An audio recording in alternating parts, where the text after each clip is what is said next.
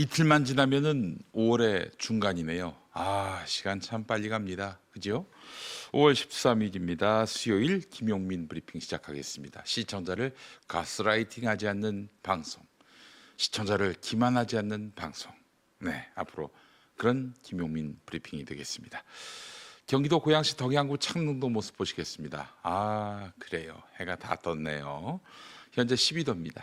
오늘 낮 최고 기온 25도로 예보됐고요.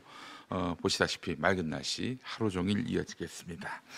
오늘 여야가 22대 국회 후반기 국회의장단을 선출합니다. 더불어민주당은 원내 1당이 의장을 맡는 관리에 따라 국회의장과 국회부의장을 각각 한 명씩 뽑습니다. 삼성전자 노사가 오늘 21일로 예고된 총파업을 앞두고 벌인 담판 회의 끝에 노조가 최종 결렬 선언을 하면서 향후 협상 전망이 더욱 어둡게 됐습니다. 다만 실제 파업 돌입 전까지 노사 자율 협상의 여지가 남아 있는 데다 정부의 추가 중재 가능성도 열려 있는 만큼 극적 타결 가능성이 남아 있습니다. 간밤에 뉴욕 증시는 혼조세로 마감했습니다. 오늘 코스피에 어떤 영향이 있을지 8,000선을 넘기는 데 있어서 장애 요인이 될지 주목됩니다. 자, 오늘 아침 신문 살펴보겠습니다. 8,000선 넘을 수 있었는데 이것 때문에 꺾였다. 이런 보도가 나왔지요. 김용범 청와대 정책실장이 AI 산업의 초과 이익을 국민에게 환원하는 국민 배당금 논의를 제안했습니다. 반도체 호황으로 삼성전자와 SK 하이닉스의 법인세가 크게 늘 전망인 만큼 이를 일회성 예산이 아닌 장기 기금으로 운영해서 청년, 농어촌, 노인, 예술인 지원과 전환 교육 등에 쓰자는 취지입니다. 이 분명한 것은 기업한테 삥 뜯겠다는 게 아니라 기업들이 낸 세금, 이 세금으로 재원을 조달하겠다는 거예요. 근데 국민의힘이 마타도를 지금 퍼뜨리고 있죠. 기업들 삥 뜯으려고 한다라고 말이죠. 야, 이재명 정부가 너희냐? 아이고. AI 과실 공유를 위한 사회적 공론화가 시작될지 주목됩니다. 다음 소식입니다. 경기도 평택을 재선거에 출마한 유의동 국민의힘 후보가 조국 혁신당 후보에 1년마다 평택 지역을 옮겨서 살겠다 이런 발언을 두고 무슨 계를 옮기겠다는 거냐라고 비판했습니다. 유의동 후보는 김용남 민주당 후보와 조국 후보의 공방에 평택은 없다며 이번 선거는 평택만을 위한 의석과 보수 결집이 핵심이라고 강조했습니다.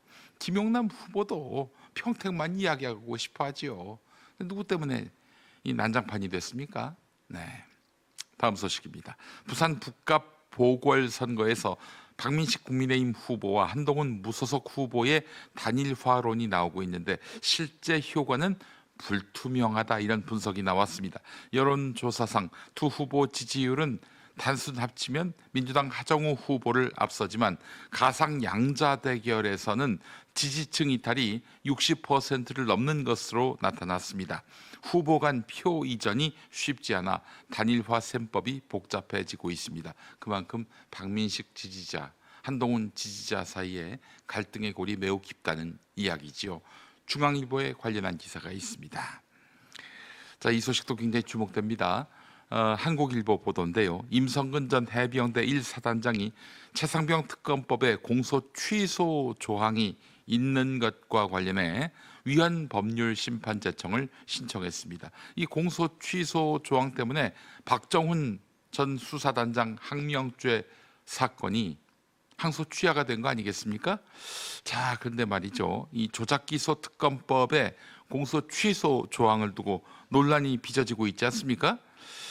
그렇다면 조작기소 특검법에 공소 취소 조항도 위헌 법률 심판 제청 대상이 아니다 이렇게 해석해도 될까요? 다만 위헌 여부 자체를 판단한 것은 아니기 때문에 논란은 계속될 전망입니다. 조작기소 특검법이 공소 취소할 수 있는 길이 열릴까? 이게 또 앞으로 우리의 관심사가 될 것 같습니다. 자, 관련한 아침 신문 기사 살펴봤습니다. 자, 오늘 아침 TV 뉴스는 어떤 이슈에 주목하고 있는지 TV 뉴스 리뷰 함께하죠. 사후 조정 이틀째 날 노조 측이 중앙노동위원회 회의장으로 들어갑니다. 사측도 곧이어 빠르게 입장했습니다. 조정위원과 삼성전자 노사는 점심시간에도 회의장에 머물며 10시간 이상 대화를 이어갔지만 합의에 이르지는 못했습니다. 노사는 각각 절충안도 제시했습니다. 사측은 호황 일대에 한해 영업이익의 10% 이상 성과급으로 주겠다고 제안한 것으로 전해집니다.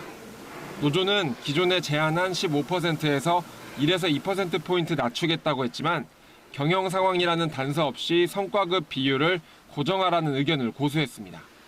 핵심적인 부분에서 입장이 갈린 겁니다. 결국 자율 교섭에 실패했고 중노위가 조정안을 제시했습니다. 노사는 중노위 조정안을 두고 심야까지 막판 협상을 추가로 이어갔지만 합의는 불발됐습니다.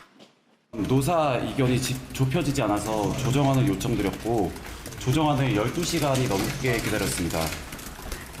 저희가 느끼기엔 조정안은 저희가 요구했던 것보다 조금 퇴보되었다고 생각을 합니다.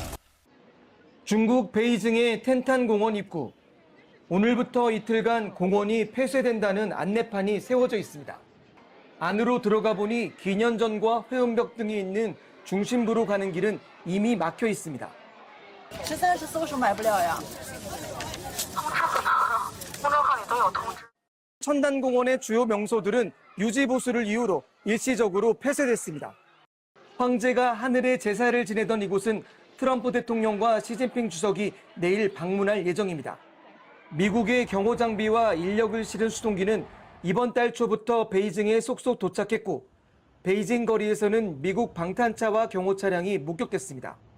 전 세계 GDP의 40% 이상을 차지하는 두 초강대국이 협상 테이블에 올릴 핵심 의제는 역시 반도체와 히토류.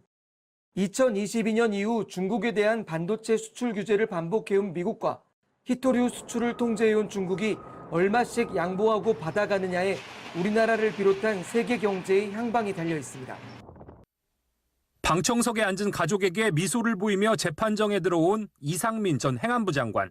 서울고법 내란전담 재판부는 이 전 장관에게 1심보다 형량이 2년 가중된 징역 9년을 선고했습니다. 원심의 형은 가벼워서 부당하다고 판단합니다. 피고인을 징역 9년에 처한다. 1심과 마찬가지로 유무죄를 판단했지만 1심의 형이 가볍다고 판단한 겁니다. 재판부는 이 전 장관이 윤석열 전 대통령에게 국회 봉쇄와 언론사 단전단수 조치 등이 담긴 문건을 받고 소방청장에게 지시한 내란 중요임무 종사 혐의가 인정된다고 밝혔습니다. 또 지난해 2월 윤 전 대통령의 헌재 탄핵 심판에서 문건을 받고 소방청장에게 지시한 사실이 없다고 한 위증 혐의도 유죄로 판단했습니다. 다만 소방청장에게 의무 없는 일을 하게 했다는 직권남용 혐의 등은 단순히 전화를 건 것만으로는 인정할 수 없다며 1심과 같이 무죄를 선고했습니다. 그러면서 언론사 단전단수는 합법적 계엄 상황에서도 허용될 수 없는 위법 행위라며 국민의 안전과 재난관리를 책임지는 장관으로서 죄책이나 비난 정도가 매우 무겁다고 질타했습니다.